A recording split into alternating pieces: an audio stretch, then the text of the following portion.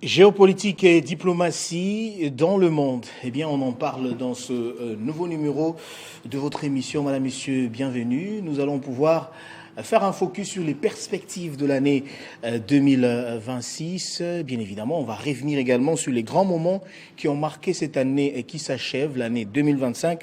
Pour en parler, je reçois, une tête bien faite. Un expert en géopolitique, Monsieur Henri Désiré Nzouzi. Il est producteur du JT diplomatique à qui j'ai dit bonsoir et bienvenue.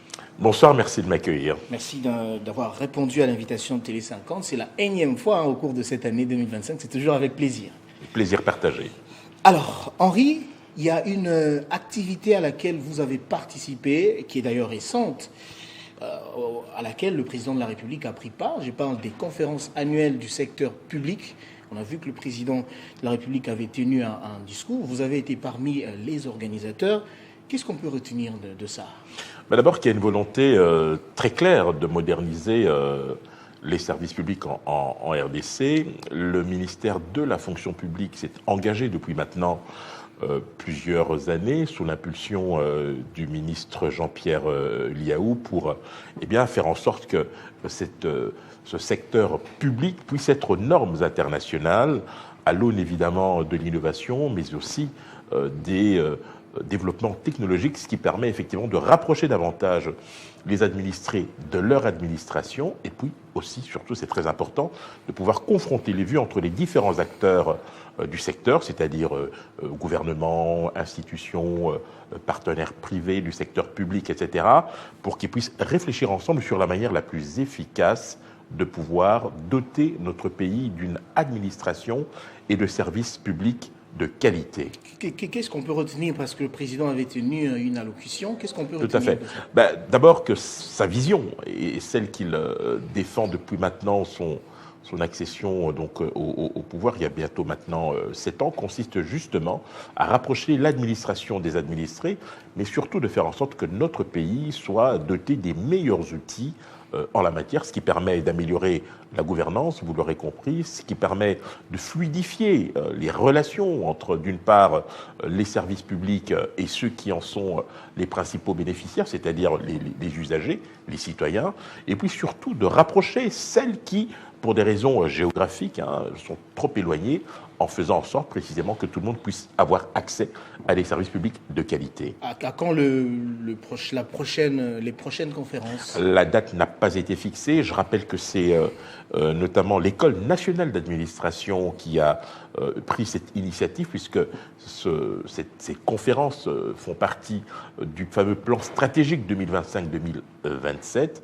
Et donc, pour ce qui est de la prochaine édition, il faudra juste attendre un peu que les choses puissent se préciser, mais je pense que ce sera au courant de l'année 2026. Henri, on se questionne sur la particularité de ces conférences, parce qu'il y en a eu autant dans ce pays, des gens qui se regroupent. C'est la première fois que l'on parle véritablement des services publics avec ce haut niveau de technicité. C'est-à-dire qu'on fait appel aux différentes administrations, on fait un état des lieux de ce qui fonctionne, de ce qui ne fonctionne pas, qu'est-ce qui reste à faire, comment améliorer la qualité des services publics et surtout comment rapprocher le citoyen en tant qu'usager des services publics, avec évidemment la responsabilité de l'État pour justement garantir un bon fonctionnement à ce niveau-là. Très bien, c'est très clair. Alors, il y a un autre rendez-vous sur lequel vous aimeriez quand même communiquer, c'est le networking. Déjà, oui, bien sûr. Vous nous donnez rendez-vous pour l'année, dès l'entame de l'année 2026. Le 8 janvier. Oui, c'est la présentation des vœux, échange des vœux du Nouvel An. C'est une tradition que j'ai instituée depuis maintenant 5 ans et qui permet justement de réunir diplomates, politiques, institutionnels, diaspora, entrepreneurs, dans un cadre très agréable où vous avez effectivement une interaction entre ces différentes personnes. Le but, c'est de pouvoir justement démarrer cette année avec d'abord de bonnes résolutions et rappeler, bien évidemment, la détermination qui est la nôtre au niveau du networking, d'abord de poursuivre notre expansion à l'international. Je rappelle qu'en 2025, nous avons organisé à New York, à Londres, à Doha, au Qatar et au Caire en Égypte, pour la première partie de l'année 2026. Nous serons à Dubaï et à Abidjan, mais les dates seront communiquées prochainement. Vous avez le goût du beau. Quel est cette fois l'endroit qui est choisi? C'est le Protea Marriott, qui est un hôtel qui a ouvert il y a moins de 3 mois maintenant, qui est situé pas très loin du casier judiciaire. Ok, alors on va entrer dans les vifs du sujet, Henri. Cette année a été marquée par un certain nombre d'événements sur le plan géopolitique et diplomatique. Quels sont, d'après vous, vous êtes expert en géopolitique, je l'ai dit, politique extérieure, quels sont les grands moments qui ont marqué l'année 2025 qui se termine dans le monde, sur le plan diplomatique? Incontestablement, d'abord le retour de Donald Trump à la Maison-Blanche, le 20 janvier 2025, et les conséquences que ce retour ont eu sur justement la marche du monde. D'abord, un délitement en termes de, je dirais, entente entre les États-Unis et les pays européens, notamment au sein de l'Alliance Atlantique. L'OTAN, on a vu à quel point les Européens ont été malmenés par Donald Trump tout au long de cette année. Il y a eu, évidemment, on le sait, les affrontements entre Israël et l'Iran. C'est vrai que pour la première fois depuis très longtemps, le monde a véritablement été soumis à rude épreuve dans une zone qui est traditionnellement volatile et qui a vu effectivement un certain nombre de choses se produire, mettant en péril notamment la sécurité dans le monde. Et puis vous avez bien évidemment la situation qui prévaut depuis maintenant plusieurs années à l'est de notre pays, avec évidemment, on aura peut-être l'occasion d'en parler, l'accord de Washington qui a été signé le 27 juin dernier. Il faut aussi ajouter, c'est très important, la poursuite de l'offensive russe en Ukraine et les différentes tentatives de médiation qui jusqu'ici n'ont pas abouti, parce que c'est vrai qu'à l'heure actuelle, tous les regards sont rivés vers notamment Donald Trump, qui c'est vrai a pris beaucoup d'initiatives, il n'a ménagé aucun effort dans ce sens, mais malheureusement, force est de constater qu'il y a, je dirais, de la part des Occidentaux, des Européens, qui sont aujourd'hui rangés comme un seul homme derrière l'Ukraine, à l'exception notable de certains pays comme la Hongrie, qui ont plutôt une approche pro-russe. Eh bien là aussi, les plans se succèdent, mais sans que cela ne donne satisfaction. Aux dernières nouvelles, Zelensky serait plus ou moins, je dirais, optimiste pour la suite, parce que dans le projet de plan qui a été proposé, on n'exclut pas la possibilité de laisser l'Ukraine tout simplement d'adhérer à l'OTAN, chose qui était totalement impossible il y a encore de cela quelques semaines. Alors Henri, puisque vous parlez des initiatives entreprises par le président américain Donald Trump, on a vu que son arrivée avait suscité de l'espoir. Beaucoup y voyaient quand même sa capacité à mettre fin à certains conflits, notamment, comme vous l'avez évoqué, le conflit russo-ukrainien. Mais jusqu'aujourd'hui, la guerre continue. Est-ce qu'on peut y déduire carrément son incapacité à résoudre... C'est très compliqué parce qu'en fait, au moment où nous parlons, vous et moi, il y a des discussions qui se font à Miami, en Floride. Il y a d'autres initiatives qui se font en coulisses, qui ne sont pas toujours portées à la connaissance du public. C'est une des caractéristiques de la diplomatie agissante, c'est que parfois, elle se fait dans les salons feutrés, loin des regards, loin des caméras, et vous êtes surpris à un moment donné lorsqu'on vous dit qu'effectivement, il y a une embellie ou tout simplement il y a un espoir de sortir par le haut de cette situation. Pour l'instant, on en est assez loin parce qu'il faut bien dire les choses telles qu'elles sont. Les relations actuelles entre les États-Unis et l'Europe ne sont pas au beau fixe, on peut dire les choses telles qu'elles sont, entre une Europe qui est tiraillée entre son besoin de développer une politique commune qui soit autonome de celle des États-Unis, ce qui est très compliqué au moment où, au niveau de l'OTAN, vous avez vu que Donald Trump avait demandé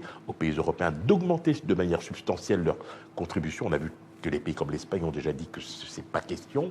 Et donc, vous avez ce dilemme dans lequel se trouve l'Europe entre continuer à soutenir l'Ukraine avec des moyens conséquents. Dans le même temps, vous avez des économies européennes qui sont fragilisées, parce qu'il y a d'autres défis. Vous avez une montée en puissance des opinions publiques qui considèrent que cette guerre ne les concerne pas. Et puis vous avez, à côté de ça, une Afrique qui est totalement inaudible, que l'on n'entend pas, et qui sert de variable d'ajustement sur un certain nombre de dossiers à l'international. Alors, vous avez aussi parlé du conflit entre l'Israël et l'Iran. Oui. L'implication de l'Amérique, des États-Unis, avait été mal perçue. Pourquoi ? D'abord parce que les États-Unis sont un allié traditionnel de l'État hébreu. Vous savez, depuis 1947-48, depuis le début, grosso modo, du conflit israélo-palestinien, les États-Unis ont toujours été du côté d'Israël. Et si vous regardez les résolutions qui ont été adoptées dans le cadre de ce conflit, il y en a eu plusieurs dizaines, voire une centaine, oui. À de très rares exceptions, les États-Unis ont condamné l'État hébreu. Mais dans la majorité des cas, soit les États-Unis ont opposé leur veto ou se sont tout simplement, je dirais, abstenus. C'est un allié traditionnel. Mais il est vrai, ce qui est peut-être différent avec Trump aujourd'hui, malgré ce qu'on peut lui reprocher, c'est qu'il a une capacité justement d'influence pour amadouer ses principaux alliés. Et là, il a véritablement forcé la main de Netanyahou, et c'est ça qui a permis d'aboutir à ce cessez-le-feu avec notamment l'Iran. Alors, je voudrais qu'on parle aussi de la guerre économique. On Bien voit sûr. que la Chine, sur le plan international, prend le devant. Et quelle a été, durant cette année, l'option ou la recette de l'administration Trump pour contrer l'approche chinoise? D'abord, les États-Unis, avec Trump évidemment, ont eu une approche assez, je dirais, agressive. Vous avez vu notamment tout le débat autour des tarifs douaniers, ces taux d'imposition totalement délirants que les États-Unis ont essayé d'imposer notamment à la Chine. On parlait de 100, 150%, avant de revenir à une forme de normalité. Mais vous savez, malgré cet affrontement auquel on assiste depuis maintenant de très nombreuses années, il y a une forme d'interdépendance entre les États-Unis et la Chine. Je rappelle que la Chine détient un quart de la dette intérieure américaine, ce qui est quand même considérable. C'est-à-dire que l'exercice a quand même ses limites au niveau des États-Unis. Je pense qu'il y a une volonté de montrer les muscles pour rappeler que l'Amérique est véritablement de retour, mais il n'empêche que la Chine avance discrètement. Elle est beaucoup mieux implantée que les États-Unis sur le continent africain. On aura peut-être l'occasion d'y revenir, où là, vous avez effectivement des investissements directs chinois qui sont d'une ampleur considérable, et vous avez effectivement de la part des Américains cette volonté de contrer la partie chinoise avec notamment des projets structurants comme le corridor de l'Obito, qui vient en réalité en concurrence avec les fameuses routes de la soie que les Chinois se sont mis à redévelopper depuis plusieurs années, puisque vous savez qu'à partir du continent africain, dans la partie, je dirais, australe, vous avez plusieurs corridors qui sont, à l'heure actuelle, véritablement contrôlés par les Chinois et qui leur permettent d'éviter toute rupture en termes de chaîne d'approvisionnement par rapport aux matières premières. Alors, est-ce que les États-Unis gardent toujours leur place, ou bien la Chine a réussi déjà à leur voler leur place? On va dire que la Chine a pris un peu d'avance. C'est un euphémisme, je dirais beaucoup d'avance. L'Amérique s'est focalisée vers d'autres, je dirais, théâtres d'opération ou d'autres centres d'intérêt. L'Amérique était, je dirais, beaucoup trop occupée à jouer aux gendarmes du monde, pendant que la Chine était en train justement de s'implanter et de consolider sa position dans les différents pays. Je rappelle quand même qu'avec les BRICS, la Chine a vraiment l'opportunité ici d'opposer au modèle occidental un modèle, je dirais, alternatif. Brésil, Russie, Inde, Chine, Afrique du Sud, avec d'autres pays qui ont rejoint les BRICS, comme l'Égypte, comme l'Iran notamment, l'Arabie Saoudite. Ce sont des pays importants et vous avez globalement cet ensemble de pays qui proposent véritablement un modèle alternatif au modèle occidental qui, il faut bien le dire, est fondé sur les conditionnalités, alors que là, vous avez effectivement une approche qui se veut beaucoup plus respectueuse des situations intérieures aux différents pays. Alors, puisque vous parlez des BRICS, en termes de compétition, aujourd'hui, quels ont été le rapport entre les BRICS et l'OTAN et les pays européens, la communauté Vous savez, vous avez les taux de croissance qui sont plutôt à la baisse du côté occidental, et je dirais que les zones qui sont actuellement en croissance économique, j'ai oublié de citer l'Éthiopie, qui fait aussi partie des BRICS, ce sont véritablement les pays du Sud global. On en a cité quelques-uns, l'Égypte, l'Éthiopie, l'Afrique du Sud, vous avez d'autres pays qui vont probablement rejoindre les BRICS dans les prochains mois ou dans les prochaines années. Oui. Je dirais que le centre de gravité du commerce international et de l'activité économique s'est vraiment déplacé vers, je dirais, le Sud global, en particulier cette partie, l'Asie du Sud-Est, avec comme pôle de développement, comme tête de pont, véritablement la Chine et l'Inde. Alors, très bien, c'est bien clair, Henri. Alors, il y a un autre... Est-ce qu'on peut considérer l'aspect climatique comme étant un enjeu qui a aussi marqué oui, absolument. L'année 2026. Oui, parce que l'année 2025, pardon. Ça a marqué le pas, il faut bien dire les choses telles qu'elles sont. La dernière COP n'a pas été un succès. Au Brésil, on aurait pu s'attendre à ce qu'on ait, sur le plan de la symbolique, des avancées significatives, mais je dirais que cette perte, d'influence et d'intérêt remonte quand même à la COP qui a eu lieu notamment à Dubaï, Oui. où précisément les gros pollueurs ont véritablement eu à cœur d'éluder leurs responsabilités. Et on a vu une Afrique, en dépit du fait que l'Afrique véritablement émet très peu par rapport aux autres parties du monde, Oui. eh bien, on a vu deux phénomènes concomitants. D'une part, une difficulté pour les Africains de mutualiser leurs efforts pour peser véritablement dans les négociations. Et puis de l'autre, eh bien, vous avez les gros pollueurs qui réchignent véritablement à payer leur quote-part et s'amusent plutôt à s'adresser à des groupes de pays pour pouvoir trouver des solutions. Mais à côté de ça, et c'est peut-être la lueur d'espoir que nous avons, vous avez des pays, notamment nordiques comme la Norvège, la Suède, le Danemark et d'autres, qui, à travers des fonds très très particuliers, eh bien, essayent tant bien que mal de pouvoir, je dirais, atténuer, les effets négatifs que l'on ressent effectivement sur le continent africain à travers des projets qui sont financés, qui ne sont pas évidemment de nature à pouvoir inverser la tendance, mais qui vont dans la bonne direction. Il appartient donc aux Africains de pouvoir, en leur âme et conscience, trouver véritablement des mécanismes qui leur permettent, dans les négociations à venir, de peser davantage et surtout d'être plus exigeants. J'en terminerai par là.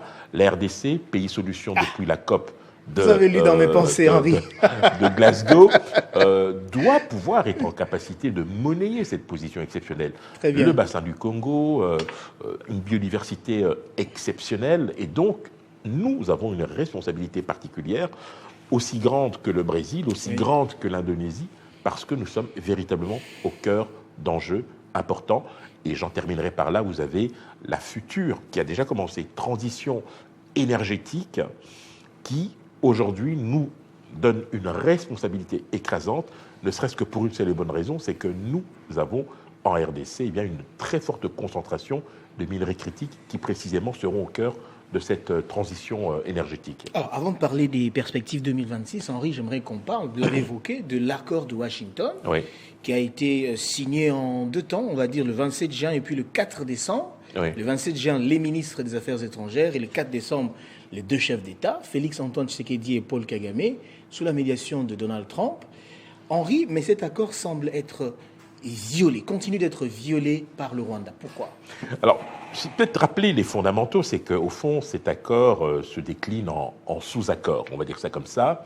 Le premier élément important, c'est le volet sécuritaire. Je rappelle encore une fois, le Rwanda, en tant que pays agresseur, appose sa signature dans un document qui, démontre très clairement sa responsabilité. Et dans ce premier volet sécuritaire, vous avez 2 aspects. Un aspect qui tient très à cœur aux Rwandais, c'est bien évidemment la neutralisation des FDLR. Et puis, vous avez, de la part de la RDC, une volonté de recouvrer sa souveraineté dans les parties qui sont occupées par le Rwanda. Et puis, surtout, le plus important, c'est d'obtenir la levée des mesures défensives du Rwanda.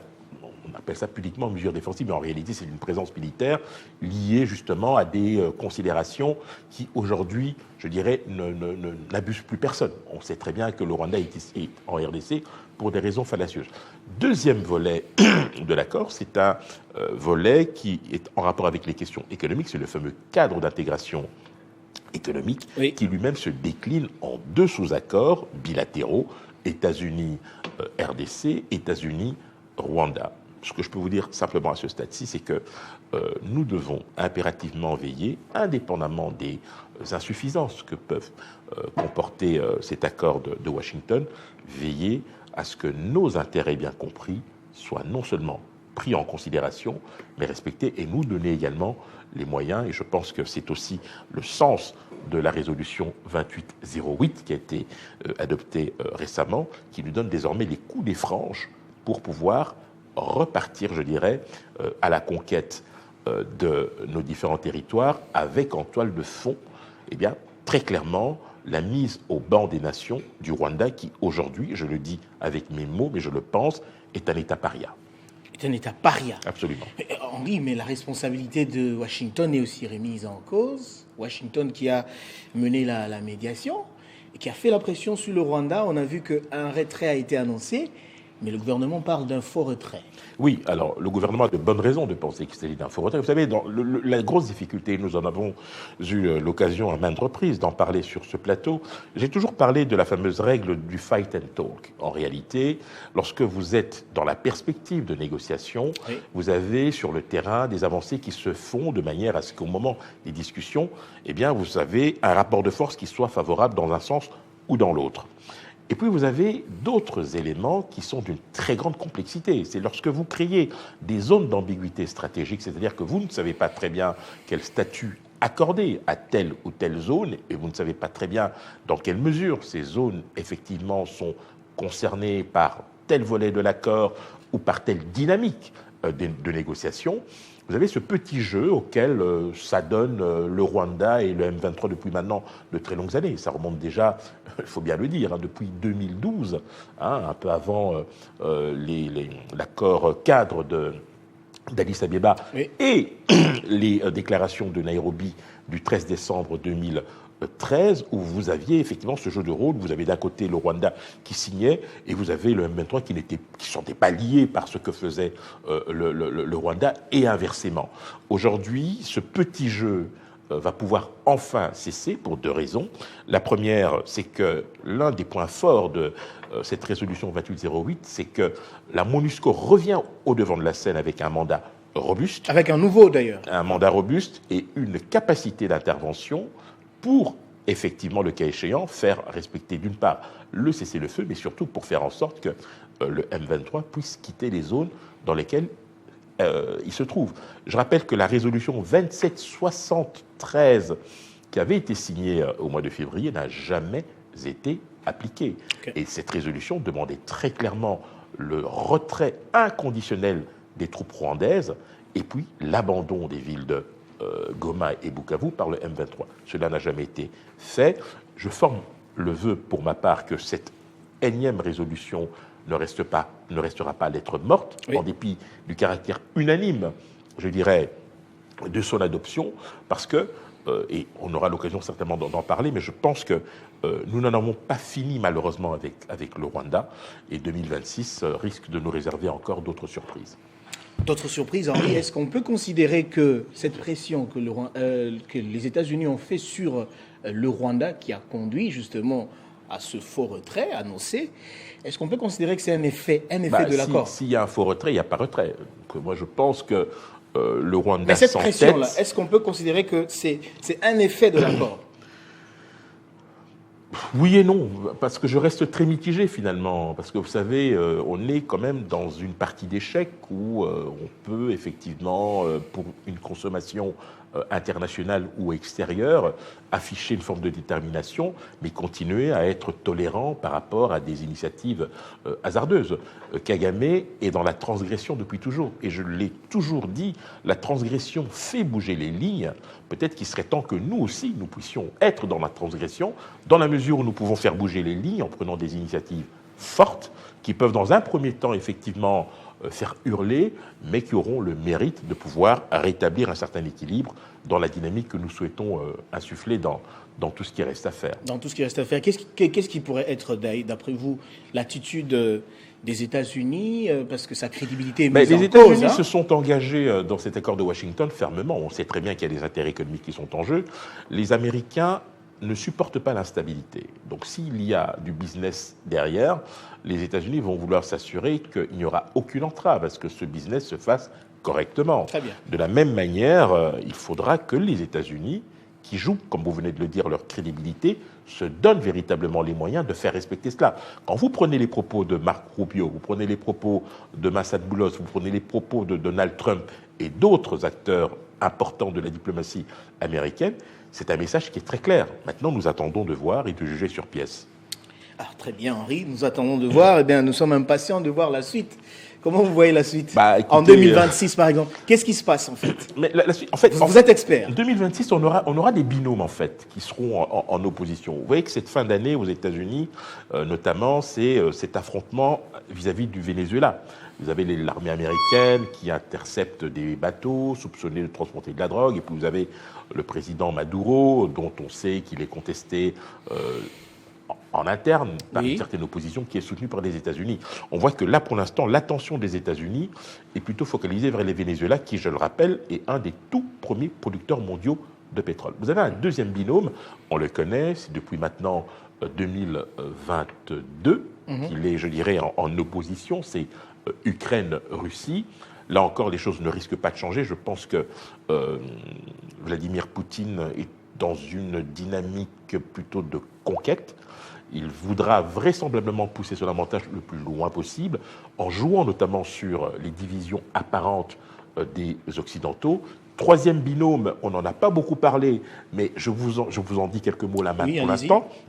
Un haut responsable militaire japonais n'a pas exclu la possibilité pour le Japon de se doter de l'arme nucléaire pour se protéger de la Corée du Nord. Ce à quoi les Coréens ont dit qu'ils n'étaient pas du tout disposés à laisser le Japon se doter de l'arme nucléaire. Ce débat pourrait très bien être développé également en Corée du Sud, allié traditionnel des États-Unis comme le Japon. Et là, vous avez un foyer de tension très important qui risque de nous tenir en haleine en 2026. Nous avons évidemment le binôme, l'antagonisme entre la RDC et le Rwanda, tous deux signataires d'un accord dont la mise en œuvre tarde effectivement à venir. Vous avez évidemment Israël et l'Iran. Je dis l'Iran parce qu'en réalité, l'Iran dispose de proxys. Vous avez les Houthis au Yémen, vous avez, même s'ils sont très affaiblis, les milices chiites pro-iraniennes que sont le Hezbollah. Vous avez évidemment le Hamas qui reste quand même des menaces importantes pour, je dirais, l'État hébreu. Et puis, à côté de ça, vous avez effectivement, au niveau économique, eh bien, là, je dirais, un tableau qui risque d'être très contrasté entre, d'une part, ces pays occidentaux qui, aujourd'hui, sont véritablement à la traîne, des pays africains qui continuent à se chercher, mais qui auront quand même une forte capacité de résilience économique pour se maintenir, je dirais, assez durablement, en dépit du fait que la crise continuera et sera également, je dirais, baignée par cette incertitude liée à la perspective de voir ces différents conflits continuer à perdurer, ce qui n'est pas une très bonne chose. Mais le plus important pour nous, sur le plan diplomatique, c'est évidemment le 1er janvier 2026. Notre pays, la RDC, va siéger en qualité de membre non permanent au Conseil de sécurité, ce qui permettra à notre pays de pouvoir peser. Peser? Avec quel impact? Sur la crise, par exemple? On ne peut pas préjuger, mais je pense que nous devrions être optimistes sur notre capacité à pouvoir nous faire entendre. Et je trouve que la résolution 2808 est une très belle entrée en matière pour nous, puisque nous allons intégrer ce Conseil de sécurité avec une résolution que nous aurons à cœur de rappeler. Une chose est de le dire en dehors du Conseil de sécurité, une autre est de le faire quand on est membre non permanent. Ça permet d'activer certains leviers, et je pense que notre diplomatie est en capacité de le faire. À vous comprendre, pour ce qui est des perspectives 2026 dans le monde, est-ce que l'ordre mondial sera redéfini finalement? Non. En fait, il y a eu une tentative, je dirais, de le redéfinir avec cette bascule géopolitique et stratégique à laquelle on assiste depuis maintenant 2022, depuis le début du conflit en Ukraine. Et je dirais que les puissances vont se regarder en chien de faïence, mais le jeu se fera essentiellement entre les États-Unis, l'Europe, la Chine et l'Inde. Sans oublier la Russie, bien sûr. Très bien. Merci beaucoup, Henri, pour la clarté de ces analyses et surtout votre expertise. Nous avons compris la marche du monde, la manière dont le monde a fonctionné durant cette année qui s'achève, mais également comment il va fonctionner durant l'année 2026. Eh bien, cette émission est terminée. Henri, je ne sais pas si vous avez un dernier mot rapidement, notamment sur le conflit entre la RDC et le Rwanda, rapidement. Je pense que nous devrions nous donner les moyens de pouvoir préserver notre intégrité territoriale et notre souveraineté, et surtout ne pas hésiter à prendre toute initiative qui va dans le sens d'un strict respect de nos intérêts bien compris. Voilà qui met fin à cette émission. Madame, Messieurs, je vous remercie de l'avoir suivi dès partout dans le monde grâce à Télé 50.